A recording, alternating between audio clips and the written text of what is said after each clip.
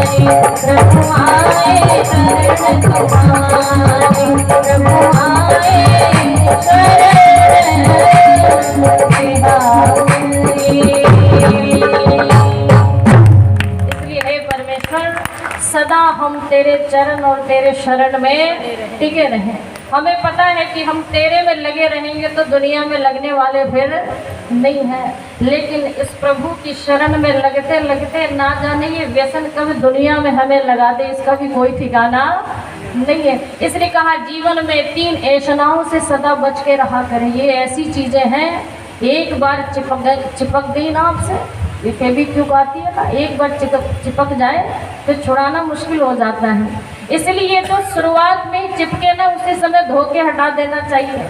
अगर नहीं हटाया उस समय, अगर इन वासनाओं को उस समय नहीं हटाया तो ये ऐसे चिपकेंगी कि आपको साथ लेके अपने जाएंगे। इस विषयों को किसी ने बताया था तो महर्षि देव दयानंद थे। महर्षि